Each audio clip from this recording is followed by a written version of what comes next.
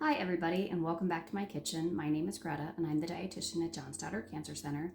So I have another great recipe for you, and this one is a one-pot recipe. They are my favorite. It is a one-pot pasta dish and the sauce is so creamy and so delicious you're not going to miss the butter or the cheese or the cream.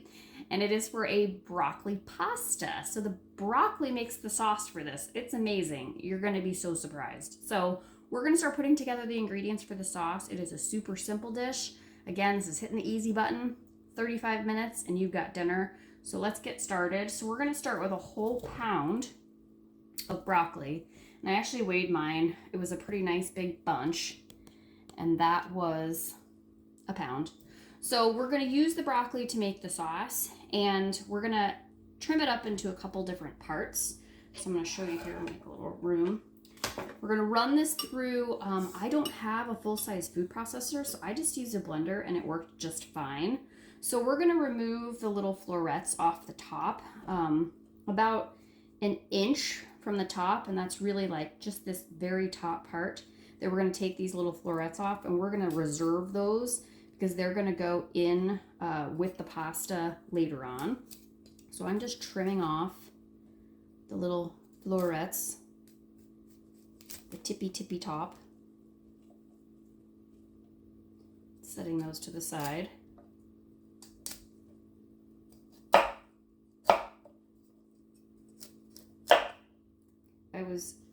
I test a lot of recipes, and this one, when I was testing it, I was very skeptical. I'm like, really? We're going to use broccoli to make the sauce? I don't know if I'm buying this. So we just want to make sure your florets are in kind of bite-size-ish pieces so they cook right along in there with your pasta.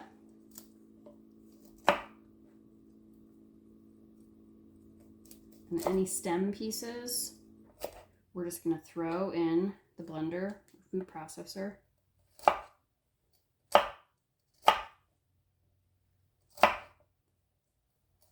Perfect. And the pasta that we're using is small. We're going to use orchetta. So it's nice little bite size. So we want our broccoli florets to be pretty smallish bite-sized pieces. Perfect. Set those aside. Come to my next one. Just trim off those. This one, cut them into nice little bite-sized pieces. Just break it up. Stemmy parts. Just throw into your blender or food processor. Perfect. Now in the recipe, it does say to discard the stems, but I'm going to show you a way to use them because I don't like wasting anything. And I was like, you know what? I'm going to use those, and I'm going to show you how. Super simple. All right.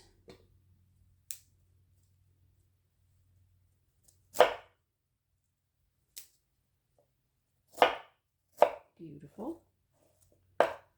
Luckily, it's another beautiful day, so the dogs are outside. Hooray! All right, and then the little stems, show you over here. We're going to add those to the food processor, kind of the softer tips of the stems, just like that. I kind of like to break them up just a little bit, help out my blender. Okay. Just taking off kind of the tender tops of the stems, just like that.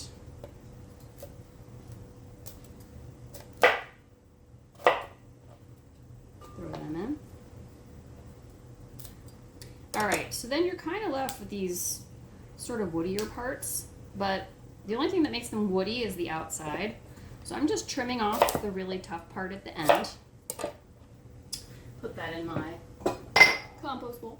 All right, so I'm just gonna take a peeler and I'm just gonna peel the kind of tougher parts off the outside and then chop it up into chunks. And this just takes away the really kind of woody, tough part of it, just peeling the outside. And then you're left with this nice tender inside. which when I made it last time, it blended up just fine. Just like that. And then I didn't feel like I wasted that part. It's perfectly good. There's no reason to throw it away. Okay. And then those tougher skins, we'll discard those. Just like this. Down there so you can see better.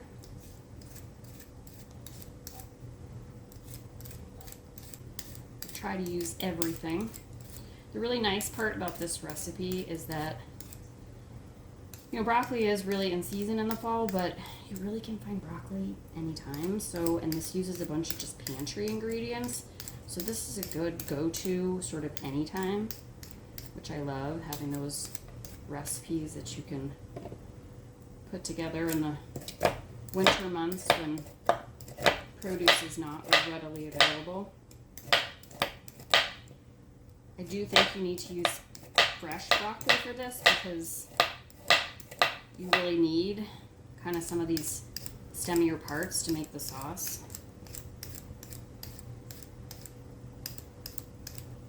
All right, just like that. So I'm gonna clean off my cutting board and I'll be right back and we'll finish chopping the ingredients for the sauce. Be right back.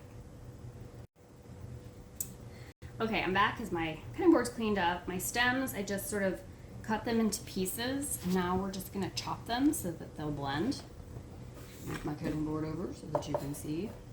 So I'm just chopping them down into chunks.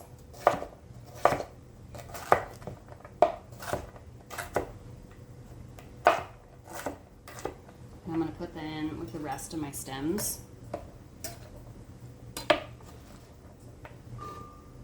Just like that.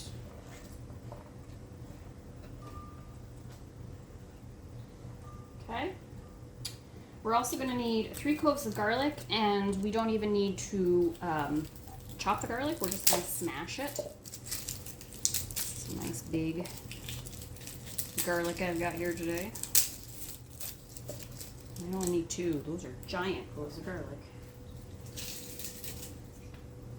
All right. So we're just going to peel them.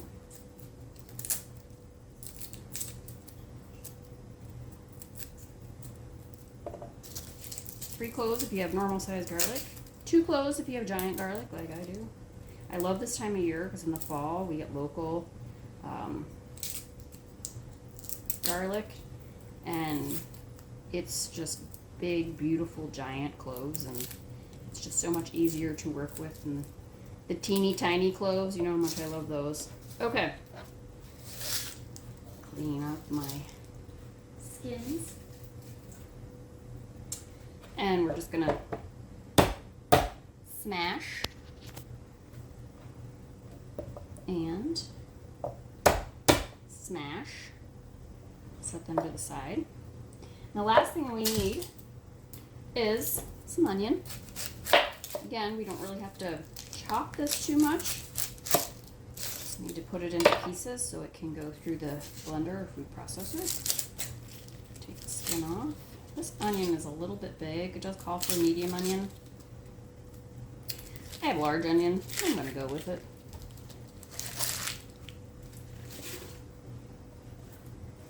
Okay.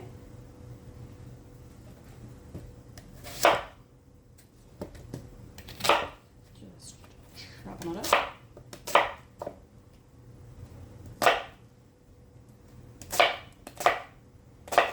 Okay, so we're ready. We got all of our stuff chopped. So now I'm going to come back over here to my blender. Like that. So we're going to start with our stems. And we're going to chop them up in our blender. You can see it right there. Okay, perfect. Sorry for the noise. It's going to get noisy. Apologize. Move my camera over.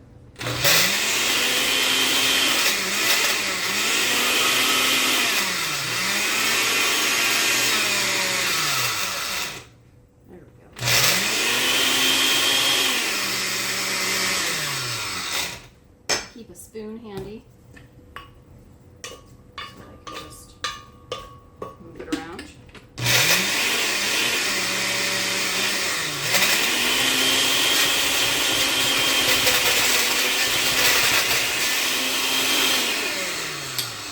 Okay, I'm going to keep working on this. When it's all chopped up, I'll come back and show you what it looks like. Okay, my broccoli is all sort of processed up, and I'll kind of show you what it looks like. Just kind of all chopped up in there. Okay, so then I'm going to go ahead and throw in my onions.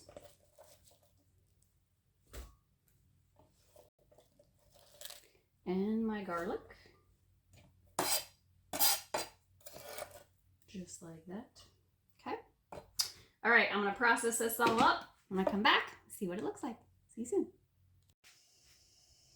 Okay, so my broccoli sauce is all blended, so it's going to look like a green slushy. It's such a pretty color, but it's I wouldn't recommend drinking it, but it's going to be this delicious base for this sauce. So I have in my pan right here a 1/4 cup of extra virgin olive oil heating. I have this on about medium high-ish heat. I'm going to test my oil and see if it's ready. Oh yeah, it's ready. So we're going to go ahead and put our slush. I'm standing back, there's a lot of oil in there. And it's quite hot. There we go. Alright, so we're adding our slush to the pan.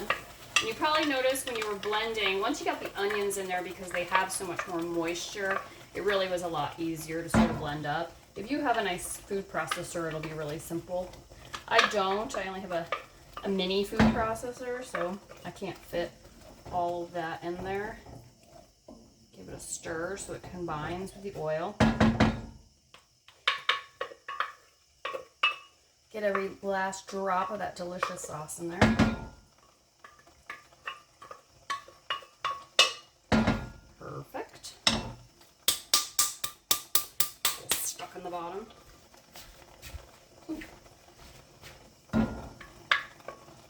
Leave its way up.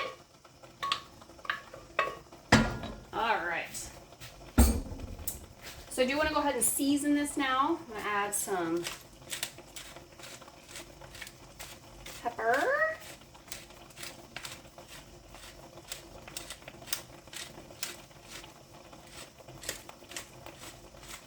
Beautiful. I'm going to add a little bit of salt.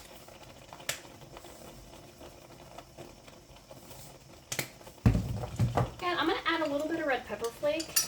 You can skip this if you don't like a little bit of zing, but it's just enough that it's going to just kind of brighten it up and give it a little bit more flavor. Beautiful.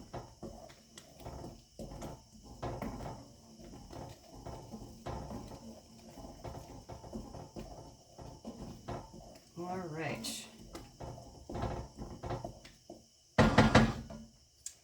So once that is good and bubbly, which the oil is pretty hot, so it's going to get bubbly really fast.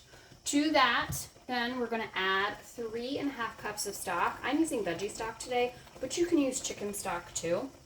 We're going to go ahead and carefully pour that in.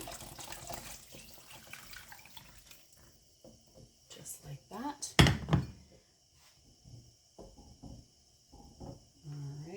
Alright, so we're going to turn our heat up a little bit because we do need to bring this up to a boil. When mine is boiling away, I'll be back and we'll add a little bit more. Okay, so you can see I am boiling. So we're ready now to add the pasta and the reserved broccoli florets. So like I said, we are using a very small pasta. This is called orchetta. They're elephant ears. They look like little ears. They're nice because they're like little cups and they hold on to all of this delicious sauce. So this is only 12 ounces. That's why I have it in here, because I did weigh it. I never use a full pound of pasta in any of my dishes. So we're going to carefully and gently add our pasta.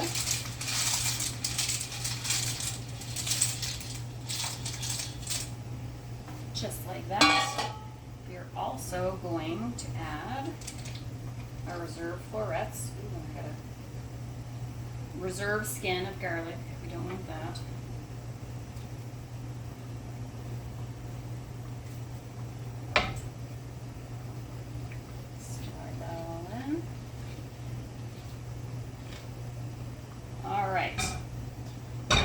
purposely made this in a pan that I have a nice snug lid because we are going to turn the heat down to medium. We're going to put a nice snug lid on this. We are going to try very hard not to peek at it and disturb it too much, because by having that lid on, it's going to create some nice steam in here, and that's going to help your pasta cook. So we're going to go ahead and put our lid on, turn down to medium, give it 10 minutes. I'll see you in 10 minutes and we'll finish it up. See you there. Okay, so while my pasta is over here cooking, I want to show you a fun step. You don't have to do this, but it adds this really delicious crunch on top of your pasta. It's also a way of omitting adding bread when you're eating pasta, because that's kind of a traditional thing to have with your pasta. So I've got 2 tablespoons of olive oil kind of heating in my pan, and to that I'm just adding a half a cup of panko breadcrumbs, which are the nice crispy crunchy breadcrumbs, which you really want to use panko breadcrumbs. They hold the oil well and they stay really crisp. I'm also going to add about a half a teaspoon of dried oregano, which I am not measuring, I'm sorry. Alright, so what we're going to do is we're going to just toast these breadcrumbs in the oil, and they're going to turn this lovely golden brown color. Do not walk away from your breadcrumbs while they are toasting, because they can go from toasted to burnt very quickly. So it's important that we kind of keep an eye on them, or we will have burnt toast.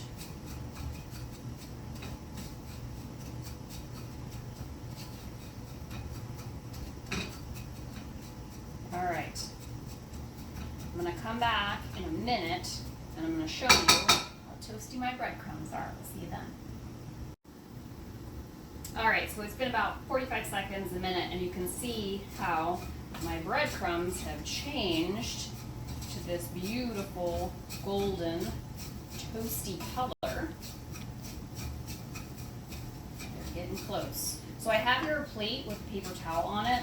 So once your breadcrumbs are perfectly toasted, you want to remove them from the heat right away, because if you leave them in this hot pan, they're going to continue to toast, and we don't want to get them again to that burnt point. We just want them toasted. And we are very close. It just adds this like level of crunch and toasty flavor. It's really delicious, but you can skip this step. Alright, look at that. Aren't they beautiful?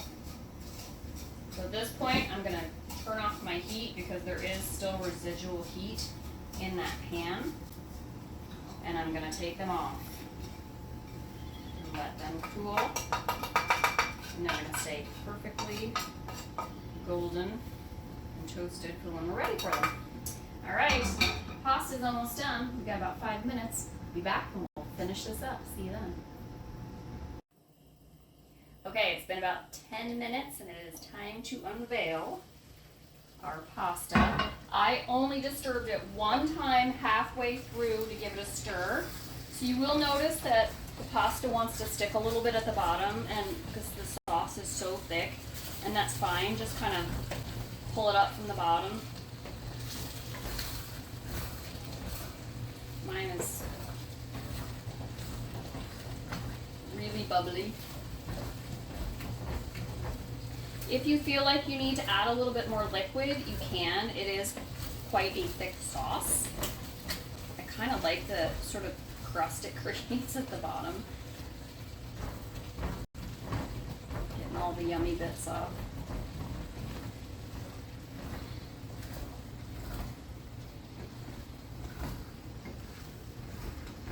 All right.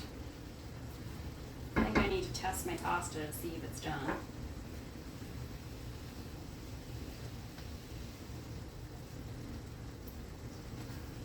Oh yeah, just perfect. Okay, to this, we're gonna add, this is the zest of 1 lemon. And we're also gonna stir in about a tablespoon of lemon juice, which is about half a lemon.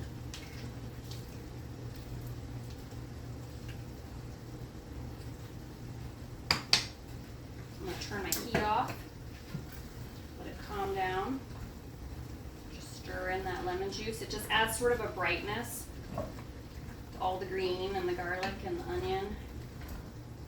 It won't taste lemony, it just makes it brighter. Just needs a little acid. Perfect. All right, and then we get to top it with our beautiful breadcrumbs, which oil has drained off of them. And I just take my paper towel, sort of spread my breadcrumbs over the top.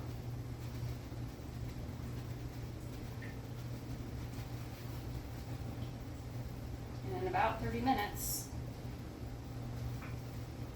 we're ready for dinner. So thank you for watching and enjoy.